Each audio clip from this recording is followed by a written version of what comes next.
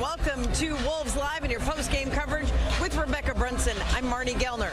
We saw two wildly different games in the first two games in Los Angeles. Game one went to Minnesota, game two to LA, and we really didn't know what to expect based on two such different games. Yes. But game three tonight was actually wonderfully entertaining, again very physical, and the Timberwolves just had a little bit more than the Lakers tonight. It was so physical the entire game, and I really don't feel like anybody had real control of it at any point, right? So it was kind of like the Lakers had their opportunity to punch. They came out strong. They were aggressive. LeBron had an amazing showing, right? But the Wolves ended up at the end of that game having to figure out how to put the pieces together to gain some separation finally to be able to win this one. So they did a lot of work coming out of the half in the third quarter, but the fourth quarter was really where they really got into it. I mean, defensively in this game, you think about it, the Wolves had 10 steals, had 28 points off turnovers, so that's where they were able to kind of get the ball game to go their way. And the real separation came in the final few minutes of the fourth quarter where the Timberwolves ended the game on a 13-1 run. Let's look at the Window Concepts highlights recap in the fourth quarter for the Timberwolves. This is where they finally could breathe a little bit tonight in this win over the Lakers. Yeah, the Wolves were able to outscore the Lakers 30-20 in that quarter. Of the 20 points, LeBron had 11 of them,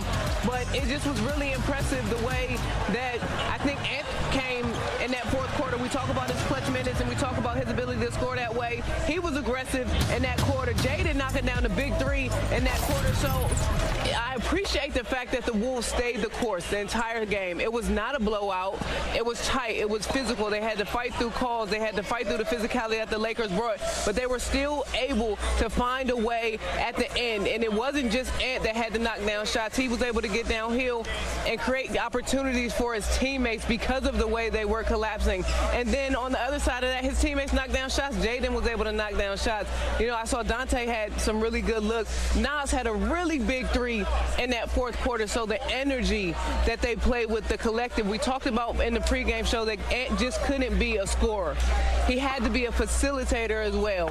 And the only way that you feel comfortable sharing the basketball is when your teammates reward it and they knock down shots. And now we saw a collective in that fourth quarter, and it was nice to see them kind of get away. We did, and when Anthony Edwards makes the right play, you love to see it pay off when his teammates hit the shot. Michael Grady and Jim Peterson, we saw a lot of that from Anthony Edwards tonight. We often say if he's flirting with a triple-double, this team is playing a good game, and that's exactly what we saw tonight. No doubt about it. Not just those numbers where he's flirting with a triple-double, and it's not just the points that he's scoring, but when are you scoring those points? And in clutch time, he did everything his team needed of him to pull out this victory. You're talking about the 13-1 run for Minnesota at the end. Rebecca and Marnie were just talking about what Ant did, and Ant accounted for all of those points. And so he scored 7 of them, but he assisted on the one Nas Reed three-point make, which was unbelievable. And then at the end, when Jaden kind of gave Minnesota a little distance with that corner three-point make himself. But the thing I say about Anthony Edwards, and people are asking me already if he's the greatest player in Timberwolves history, and the thing I say about Kevin Garnett is that when you walked into the gym with Garnett, you always feel like you had a chance to win every game you were involved in. And with Anthony Edwards, he has the basketball in his hands more than Ticket did, and so he's able to control the game, and he's able to make plays just like, you know, some of the people who they compare him to, and Michael Jordan, in terms of winning time. And the fact that Anthony Edwards, no moment is too big for him, Michael, and that's what we love about Ant, is that he loves these moments. He's looking for these moments. He wants the kill shot. He wants to make the play, and so his basketball IQ is so large now. And so we heard Leah B. Olsen during timeout situations say, hey, Ant, control this timeout. He's the one that was dictating action. So the growth of Anthony Edwards is evident, and he's taken leaps and bounds this season, and we're seeing evidence of that here in the fourth quarter against the Lakers. Ant got the job done. His teammates stepped up. We know Ant said, they got Kevin Durant, but we got Jaden McDaniels. But Jaden McDaniels in this one was a monster with 30 points of his own. So this was a special, special night, and what a game we had, especially in the second half, Marnie. The Timberwolves pulling it out to take this 2-1 series lead. Incredible entertainment tonight. So many highs for the Timberwolves, and ultimately a win over the Lakers, giving them a 2-1 lead in this series. We've already got Coach Finch addressing the media downstairs, so let's bring you Chris Finch and his post-game reactions from the media room here at Target Center.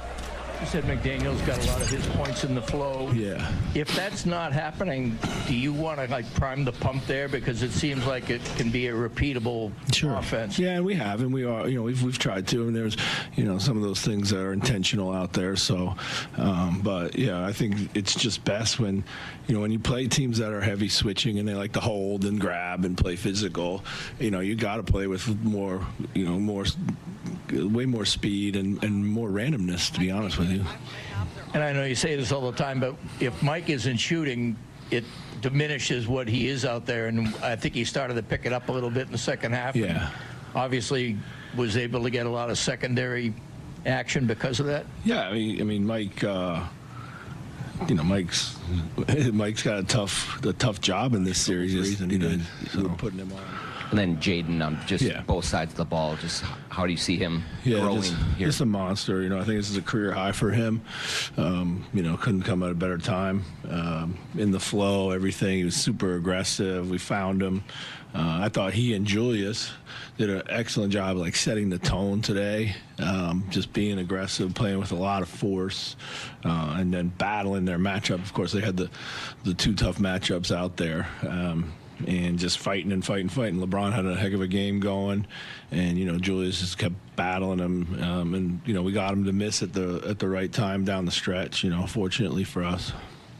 What did you see specifically from Ant in those last 5 minutes? It seemed like he wasn't predetermining anything, and he was actually reading. Yeah, he was. Getting to the hoop, I think he was going a little bit quicker, on his drives. He was staying with his direction, and then when he was there, he had the rim or the kick out. So I thought he kind of piece by pieced it really well, and he kind of knew by that point where the floor was going to be spaced. So. And what did you like most defensively in those last 5 minutes? Seemed like every game plan thing was on. We did. We kept flipping some coverages around.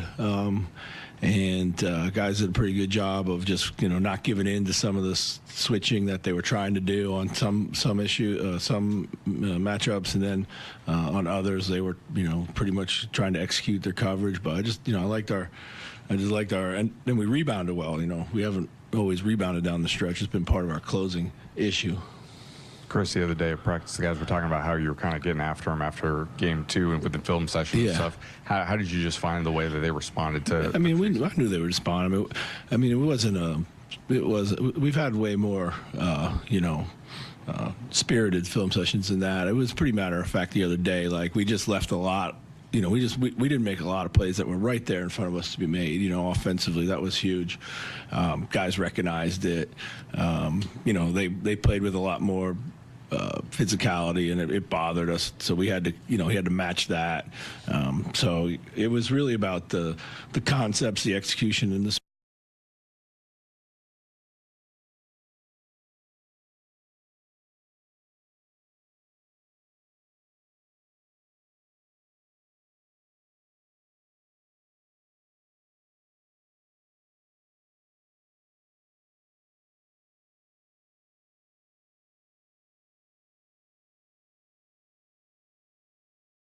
spacing.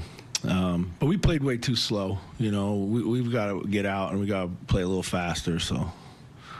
You said McDaniel's got a lot of his points in the flow. Yeah. If that's not happening, do you want to prime the pump there, because it seems like it can be a repeatable offense? Yeah, and we have, and we are. We've tried to, and there's some of those things that are intentional out there. So, but yeah, I think it's just best when. When you play teams that are heavy switching and they like to hold and grab and play physical, you got to play with more, way more speed and more randomness, to be honest with you. And I know you say this all the time, but if Mike isn't shooting, it diminishes what he is out there. And I think he started to pick it up a little bit in the second half. Yeah. And obviously was able to get a lot of secondary action because of that. Yeah, I mean, Mike. Mike's got a tough job in this series. Just we're putting him on guys that he's giving away size and strength to, but he fights. Just make all the hustle plays. He's been very opportunistic offensively. I think it's not a traditional game plan for us offensively either. So. I think he had a bunch of good looks. I thought in game 2 we just couldn't connect. But, you know, a lot of series left, so I'm sure he'll find a way to figure it out. So all season, the five you often close with may not be the five that you start with on a given night, and tonight was a big example of that. Just overall, how has the team and your kind of quote-unquote 8 starters taken to that? Some nights they might be closing, some nights they might not be. Yeah, I mean, it's, you know, everybody wants to finish games. Everyone wants to play all the minutes out there. You know, for the most part, these guys have been great. It's a conversation we have before the playoffs start every year. And, you know, our most experienced guy, Mike Conley, usually stands up and says, hey, man, whatever it takes, that's what we're going to do. And if it means playing you or not playing you or starting you or not starting you, every series is different. Every game in every series can be different because there's so many adjustments being made.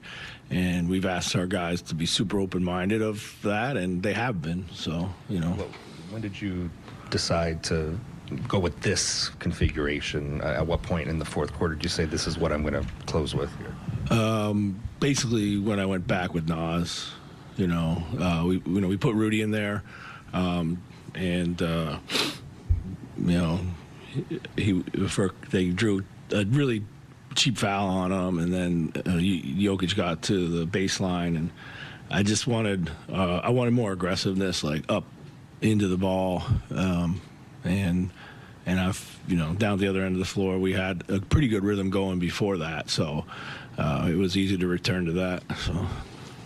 Doesn't seem like Luka has to turn down shots as often as he did tonight. He throwing his head fakes around, and Jaden was still there. Yeah, I mean, from what I understand, he wasn't feeling well. I think he's a little bit under the weather, so he did make some tough ones, though. I mean, the 2 that he made were, you know, we were draped all over him. So, but yeah, he's an unbelievable player, man. He's a handful. So sometimes you just feel helpless when you're guarding him. Chris, it seemed like during the regular season, your team has hit offensive ruts. It seemed like Julius was there kind of throughout the game to not let that happen tonight. Yeah, I thought he was outstanding all game. I mean, he did lots of things for us. He you know, got a little baseline cut and laid it in. He got, you know, out in transition when the game was kind of, they were widening the game in the first half. He got an and-1.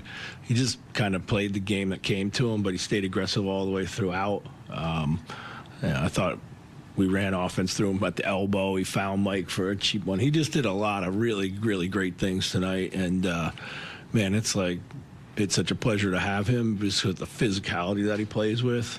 And just, you know, we need that at this time of the year. So, and it doesn't seem to get him off of his game. He actually relishes it. So,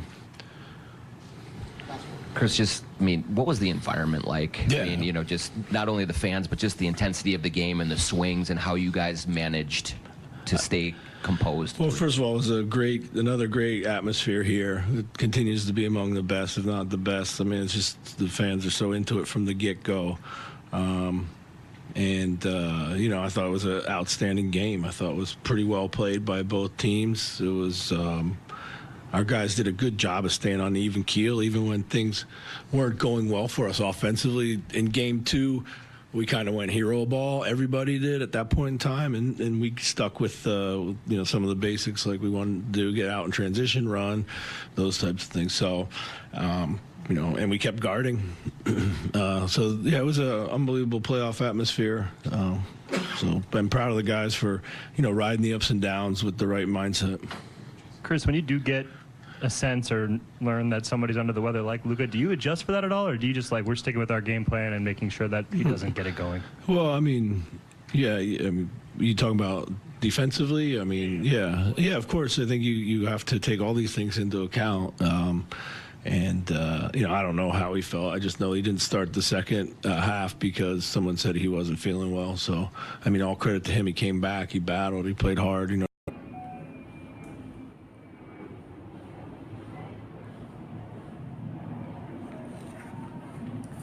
Chào cả mọi người đã quay trở lại với kênh của mình. Hôm nay mình sẽ tiếp tục hướng dẫn các bạn làm vòng. Và hôm nay của mình sẽ có tiêu đề là san hô đỏ. Mọi người, hôm nay vòng của mình sẽ có tiêu đề là rong nho. Bây giờ mình sẽ bắt đầu làm nhé.